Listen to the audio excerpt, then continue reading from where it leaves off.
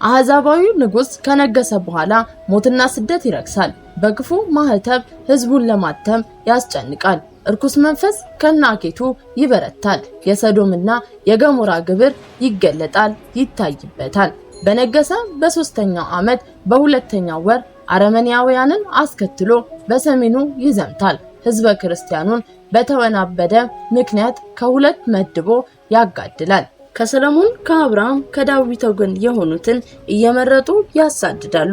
ምዕመናን ማህተባቸውን እንዲበጥሱ በተደጋጋሚ ያስጨንቋቸዋል። መናፍቃንን ባመኑት በክርስቲያኖች ላይ ያስነሳሉ።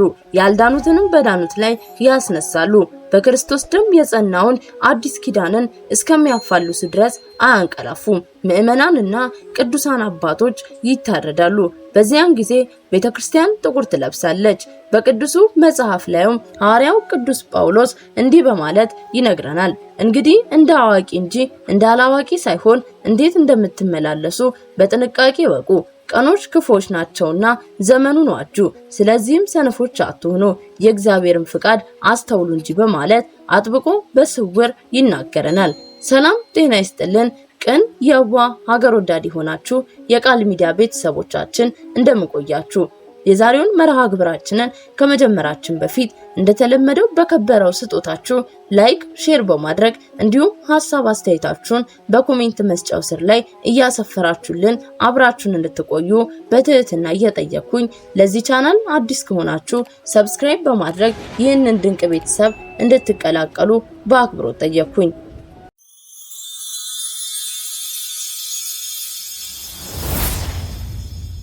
አሕዛባዊው ንጉስ ከነገሰ በኋላ ሞትና ስደት ይረክሳል። በክፉ ማህተብ ህዝቡን ለማተም ያስጨንቃል። እርኩስ መንፈስ ከናኬቱ ይበረታል። የሰዶምና የገሞራ ግብር ይገለጣል፣ ይታይበታል። በነገሰ በ3ኛው ዓመት በ2ኛው ወር አረመኔያውያንን አስከትሎ በሰሜኑ ይዘምታል። ህዝበ ክርስቲያኑን በተወናበደ ምክንያት ከሁለት መድቦ ያጋድላል። በደም ባህር ይደፍቃል። ታቦተ ጽዮን ባለበት ምድር የሚፈጽሙት እልቂት የዘመኑ መከራ ስለመዳረሱ ምልክት ነው። እመቤታችን ቅድስት ድንግል ማርያምን የሚጠላ ክብሯን የሚነቅፍ መስቀል በሚመስል ምልክት የሚጠራ መጽሐፍ ጽፎ ህዝቦችን ያስታል። የቤተክርስቲያን የመከራዋ ዘመን ይበረታል። ከዚያ ቀደም ሰይጣን ያስነሳቸው አካይስቶች ጥፋት አሰቃቂውም ይሆናል። አንድም የነገድ አባሪዎች ወይቤሎ አንተ ኑዘ ተመጽእ ይሉታል። አንድም በደም ከወዛ ሰይፍ የተነሳ የምድር አምላክ አድርገው ይቀበሉታል። ሁሉም ግን በተዋረደው መንገድ በተራቀቀው ጎዳና ይመላለሳሉ። ሰዎች ተዘቅዝቀው ሲሰቀሉ፣ በድንጋይ ተወግረው ሲሞቱ፣ ፍላቱ ወደ ላይ በሚዘል እሳት ከነ ህይወታቸው ሲከተቱ በፍካሬ ኢየሱስ የተገለጸው የመከራ ጊዜ ለመዳረሱ ምልክት ይሆናችሁ።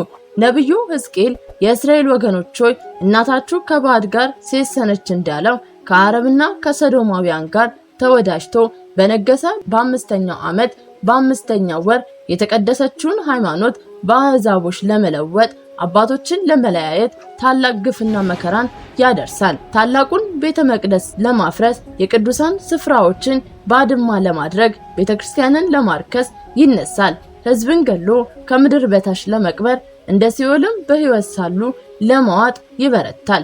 በበጎች ቤት ለተኩላዎች ይሟገታል። ለሴቶችም ለህፃናትም እንዲሁም ለአረጋውያን ርህራሄ የለውም። ከራሔል እንባ የሚበዙ ዋይታዎች በራማ ይሰማሉ። ከሰለሞን ከአብርሃም ከዳዊት ወገን የሆኑትን እየመረጠ ያሳድዳል። ምዕመናንን ማህተባቸውን እንዲበጥሱ በተደጋጋሚ ያስጨንቃቸዋል። መናፍቃንን ባመኑ በክርስቲያኖች ላይ ያስነሳል። ያልዳኑትም በዳኑት ላይ ያስነሳል። በክርስቶስ ደም የጸኑትን አዲስ ኪዳንን እስከሚያፋልስ ድረስ አያንቀላፋም። ምዕመናንንና ቅዱሳን አባቶችን ያሳርዳል። ቤተክርስቲያን በዚህ ጊዜ ጥቁር ትለብሳለች። አስጨናቂነቱ አንድ ጊዜ ሲገታ፣ አንድ ጊዜ ደግሞ ይበልጡኑ እየባሰ ይሄዳል። ዳግም ለመከፋፈል በተነሳ ጊዜ ከርኩስ መንፈስ ኃይል ጋር ተባብሮ ሲመጣ 7 እጅ እንደሚከፋ አጋንንት ነው።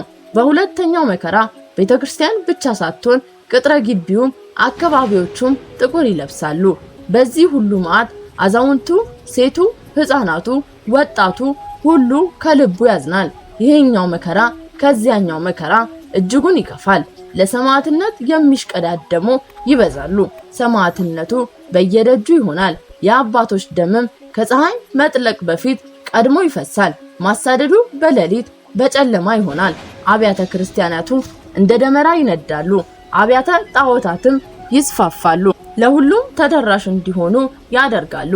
ምእመኑ እጃቸው ወደ ኋላ ታስሮ በታጎሩበት እስር ቤት ውስጥ ሆነው በጸሎትና ምህላ በየዕለቱ ሳያስታግሉ ይተጋሉ። ኃይልህ ወዴት አለ? ከሃሊነትስ ወዴት ነው?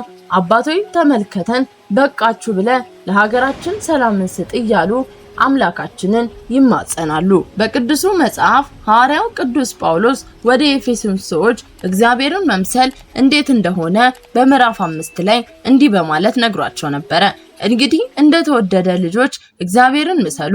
ክርስቶስ እንደወደዳችሁ ራሱንም ለእግዚአብሔር በጎ መዓዛ የሚሆን መስዋዕትና ቁርባን አድርጎ እንደሰጣችሁ በፍቅርም ተመላለሱ። ነገር ግን ለቅዱሳን እንደሚገባቸው ዝሙትና እርኩሰት ሁሉ ወይም ቅሚያ አይሰማባችሁ።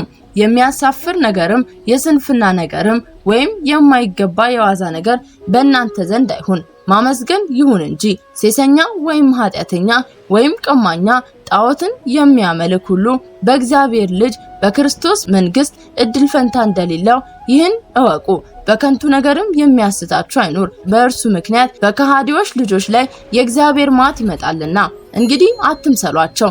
ቀድሞ ጨለማ ነበራችሁና ዛሬ ግን በጌታችን ብርሃን ሆናችኋል። እንግዲህስ እንደ ብርሃን ልጆች ተመላለሱ። የብርሃን ፍሬ በጎ ስራና እውነት ቅንነትም ሁሉ ነውና እግዚአብሔርንም ደስ የሚያሰኘውን መርምሩ። የሥራ ፍሬ ከሌላቸው ሁለንተናቸውም ጨለማ ከሆነ ሰዎች ጋር አትተባበሩ፣ ገስጿቸው እንጂ በስውር የሚሰሩት ስራ ለመናገር የሚያሳፍር ነውና። ነገር ግን በብርሃን የተገለጠ ሁሉ ይታወቃል፣ የሚታየው ሁሉ ብርሃን ነውና። የተኛ ንቃ፣ ከሙታን ተለይተም ተነስ፣ ክርስቶስም ያበራልሃል ብሏልና። እንግዲህ እንደ አዋቂዎች እንጂ እንደ አላዋቂዎች ሳይሆን እንዴት እንደምትመላለሱ በጥንቃቄ ወቁ። ቀኖች ክፉዎች ናቸው፣ ዘመኑን ዋጁ። ስለዚህም ሰነፎች አትሁኑ፣ የእግዚአብሔር ፍቃድ አስተውሉ እንጂ። መዳራት ነውና ወይን በመጠጣትም አትስከሩ፣ መንፈስ ቅዱስን ተመሉ እንጂ። መዝሙርና ምስጋናን የተቀደሰ ማህሌትንም አንበቡ፣ በልባችሁም ለእግዚአብሔር ተቀኙ፣ ዘምሩ። ዘውትርም ስለ ሁሉ በጌታችን በኢየሱስ ክርስቶስ ስም ለእግዚአብሔር አብ ምስጋና አቅርቡ። ዳግመኛም ሐዋርያው ቅዱስ ጳውሎስ ወደ ፊልጵስዩስ ሰዎች እንዲህ በማለት ከትዕቢት ስለመራቅ በምዕራፍ 2 ላይ ተናግሯል። አሁንም በክርስቶስ ደስታ ወይም በፍቅር የልብ መጽናናት ወይም የመንፈስ አንድነት ወይም ማዘንና መራራትም በእናንተ ዘንድ ካለ እርሱን ብቻ ታስቡ ዘንድ አንድ ልብና አንድ ምክርም ሆናችሁ በፍቅር ትኖሩ ዘንድ ደስታዬን ፈጽሙልኝ። በክርክርና ከንቱ ውዳሴን በመውደድ አትስሩ። ትህትና በያዘ ልቦና ከራሳችሁ ይልቅ ባልንጀራችሁን አክብሩ እንጂ አትታበዩ። ለባልንጀሮቻችሁም እንጂ ለራሳችሁ ብቻ አታስቡ። ፍጹማን የሆናችሁ ሁላችሁ ኢየሱስ ክርስቶስ ለኛ እንዳደረገልን ይህን አስቡ። እርሱ የእግዚአብሔር መልኩ ነው፣ ቀምቶ እግዚአብሔር የሆነ አይደለም። ነገር ግን የባህሪን መልክ ይዞ በሰውም ምሳሌ ሆኖ ራሱን ዝቅ አደረገ፣ እንደ ሰውም ሆኖ ራሱን አዋረደ፣ ለሞት እንደ መድረስም ታዘዘ። ሞቱም በመስቀል የሆነው ነው። ስለዚህም እግዚአብሔር እጅግ ከፍ ከፍ አደረገው፣ ከስም ሁሉ የሚበልጥ ስምንም ሰጠው። ይህም በሰማይና በምድር በቀላያትና ከምድርም በታች ያለ ጉልበት ሁሉ ለኢየሱስ ክርስቶስ ስም ይሰግድ ዘንድ ነው። አንደበትም ሁሉ ኢየሱስ ክርስቶስ በእግዚአብሔር አብ ክብር ጌታ እንደሆነ ያምን ዘንድ ነው። አሁንም ወንድሞቼ ሆይ ዘውትር እንደምትሰሙኝ ሳለው ብቻ ሳይሆን ሳልኖርም በፍርሃትና በመንቀጥቀጥ ሆናችሁ ለድህነታችሁ ስሩ። ለሚወደው ስራ የሚረዳችሁ እርሱ እግዚአብሔር ይቅርታውን ይፈጽምላችሁ። የምትሰሩትን ሁሉ ያለ ማንጎራጎር ያለ መጠራጠር በፍቅር በስምምነት ስሩ። እንደ እግዚአብሔር ልጆች ንጹሃንና የዋሃን ትሆኑ ዘንድ በማያምኑና በጠማሞች ልጆች መካከል ነውር ሳይኖርባችሁ በዓለም እንደ ብርሃን ትታያላችሁ። የሕይወትን ቃል እያስተማራችሁ ክርስቶስ በሚመጣበት ቀን እኔ እንድመካ የሮጥኩ በከንቱ አይደለምና የደከሙም በከንቱ አይደለምና ስለ ሃይማኖታችሁ የአምልኮ መስዋዕትን እሰዋለሁ። እነሆ እኔ በእናንተ ደስ ይለኛል፣ እናንተም በእኔ ደስ ይበላችሁ፣ ከእኔም ጋር ሐሴት አድርጉ በማለት በሁለቱ ክፍሎች ከትዕቢት እንዴት መራቅ እንዳለብን እናም እግዚአብሔርን መምሰል እንዳለብን በቅዱሱ መጽሐፍ ላይ ሐዋርያው ገልጾልናል። እኛም ቀድመን ያነሳነውን መዓት እንዳይደርስብን በቅዱሱ መጽሐፍ ላይ የሰፈረልንን በልቦናችን እናኑር መልእክታችን ነው። ሰላም እግዚአብሔር ከሁላችሁ ጋር ይሁን። ሰናይ ጊዜን ተመኘን ከቃል ሚዲያ